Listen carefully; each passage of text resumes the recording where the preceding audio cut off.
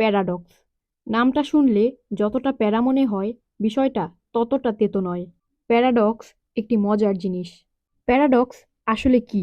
এক শব্দে এর অর্থ কূটাভাস। প্যারাডক্স মূলত একটি ধাঁধা, যার পেছনে ছুটলে আপনি পুনরায় আপনার নিজের জায়গায় চলে আসবেন। এটি একটি বিবৃতি বা প্রস্তাব, যেটা একদিক থেকে গ্রহণযোগ্য মনে হলেও শেষে এমন একটা সিদ্ধান্তে পৌঁছায় যেটা যৌক্তিকভাবে অগ্রহণযোগ্য। সায়েন্স, ফিলসফি এবং সাইকোলজির ফিল্ডে প্যারাডক্স একটি কমন ওয়ার্ড। আজকের এই ভিডিওটি সায়েন্স লাভারদের জন্য ইন্টারেস্টিং হতে চলেছে, কারণ আজকের ভিডিওতে আমরা এমন 5টি প্যারাডক্স সম্পর্কে জানব যার উত্তর আপনি কখনোই বের করতে পারবেন না। তো আমাদের চ্যানেলে নতুন হয়ে থাকলে এখনই চ্যানেলটিকে সাবস্ক্রাইব করুন এবং পাশে রাখা বেল আইকনটি প্রেস করে রাখুন নতুন ভিডিওর আপডেট সবার আগে পাওয়ার জন্য। তো চলুন মাথা নষ্ট করা যাক। Number 1, the grandfather paradox.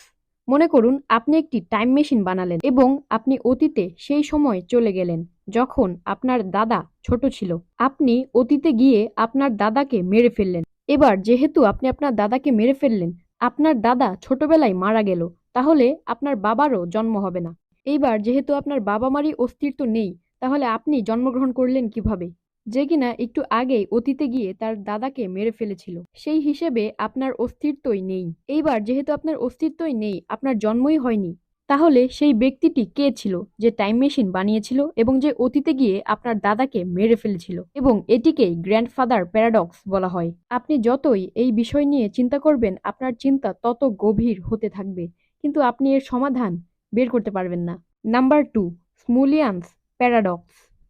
এই প্যারাডক্সে 3 বন্ধু একটি জঙ্গলে ঘুরতে যায়। 3 বন্ধুর নাম রাখা হলো এ, বি এবং সি। এখানে প্রথম 2 জন বন্ধু এ এবং বি সিকে পছন্দ করতো না, তাই তারা সিকে হত্যা করার জন্য আলাদা আলাদা পরিকল্পনা করলো। এ সি এর বোতলে বিষ মিশিয়ে দেয় যাতে সে বিষওয়ালা পানি খেয়ে মারা যায়। অন্যদিকে বি সি এর বোতল ছিদ্র করে দিল যাতে সেখান থেকে সব পানি বের হয়ে যায় এবং সে ডিহাইড্রেশনে মারা যায়। কিছু সময় পর সেই জঙ্গলে সি পানি না খেতে পেয়ে মারা গেল। এখন প্রশ্ন হচ্ছে, সি এর আসল হত্যাকারী কে? এখানে এ দাবি করে তার বিষওয়ালা পানি সি খায়নি, তাই সে আসল হত্যাকারী নয়। অন্যদিকে বি দাবি করে যে সে পানির বোতল ছিদ্র করে সি কে বিষওয়ালা পানি খাওয়ার হাত থেকে বাঁচায়। দুইজনের কথায় যুক্তি থাকায় এখানে দুইজনের কেউই আসল অপরাধী নয়। তাহলে সি কে কে হত্যা করলো? এইভাবেই একটি প্যারাডক্স তৈরি হয়, যার উত্তর আপনি যতই খোঁজার চেষ্টা করবেন, আপনি ততই নতুন একটা প্রশ্নের সম্মুখীন হবেন। Number 3, liars paradox. এই প্যারাডক্সে ধরুন আপনি আপনার বন্ধুকে একটি কথা বললেন যে আমি সব সময় মিথ্যা কথা বলি। এখন যদি আপনি সব সময় মিথ্যা কথা বলেন, তাহলে আপনি যে বললেন আপনি সব সময় মিথ্যা কথা বলেন, এই বাক্যটি সত্যি হয়ে যাবে, কারণ আপনি সব সময় মিথ্যাই বলেন। এখন আপনি যে বললেন আপনি সবসময় মিথ্যা কথা বলেন, মানে আপনি নিজেকে নিয়ে একটি সত্য কথা বললেন, মানে আপনি তো সবসময় মিথ্যাই বলেন। এখন যে বললেন আপনি সবসময় মিথ্যা বলেন, এই বাক্যটি সঠিক হয়ে গেল বা সত্য হয়ে গেল, কিন্তু আপনি তো সত্য কথা বলেন না, কারণ আপনি তো সবসময় মিথ্যা বলেন। এখন ধরেন আপনি সবসময় মিথ্যা বলেন, তাহলে এখন যে বাক্যটি বললেন সেটিও মিথ্যা, মানে আপনি সবসময় মিথ্যা কথা বলেন, এই বাক্যটিও মিথ্যা। এখন এই বাক্যটি মিথ্যা হলে আপনি সবসময় সত্য কথা বলেন, কারণ আপনি সবসময় মিথ্যা কথা বলেন, এই বাক্যটি তো মিথ্যা, মানে আপনি সত্য বলেন, এর বিপরীতটা বলেন। আর যদি সবসময় সত্য বলেন, তাহলে এই বাক্যটিও সঠিক হয়ে যাবে, আর এই বাক্য সত্য হওয়া মানে আপনি মিথ্যা বলছেন। এখানে আপনি একটি প্যারাডক্সের ভেতরে আটকে গেছেন, এখান থেকে আপনি কখনোই বের হয়ে আসতে পারবেন না। একে লায়ার্স প্যারাডক্স বা মিথ্যা প্যারাডক্স বলে। আশা করি এই প্যারাডক্সটি বুঝেছেন। যদি না বুঝে থাকেন তাহলে রিপিট করে দেখে আসুন। Number 4, the paradox of court. এটি একটি মজার প্যারাডক্স। ধরুন আপনি উকিল হতে চান, মানে আপনি বড় হয়ে উকিল হতে চান, এটা আপনার জীবনের লক্ষ্য, কিন্তু ল নিয়ে পড়ার জন্য যে পর্যাপ্ত পরিমাণ টাকা দরকার সেটা আপনার কাছে নেই। এখন আপনি একজন নামকরা লয়ারের কাছে গেছেন ওকালতি শেখার জন্য। যেহেতু আপনার কাছে কোনো টাকা নেই, তাই আপনি আপনার শিক্ষকের সাথে একটি শর্ত রাখলেন।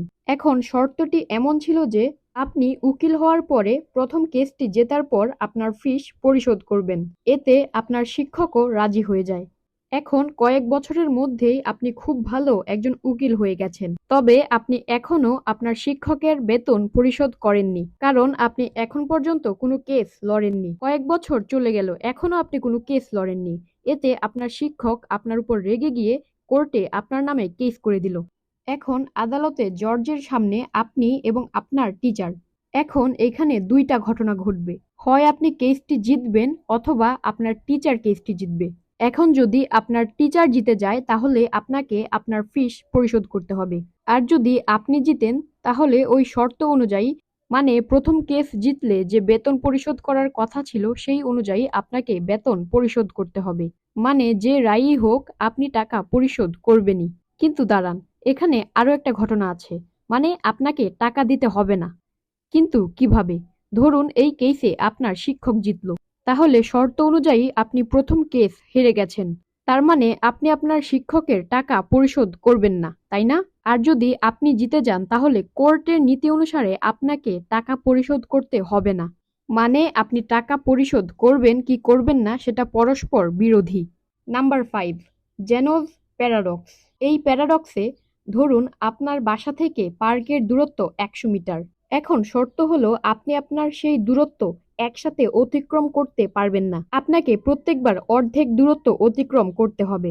যেমন প্রথমে 100 মিটার হলে প্রথমে আমরা 100কে 2 ভাগে ভাগ করব এবং 50 মিটার পথ অতিক্রম করব।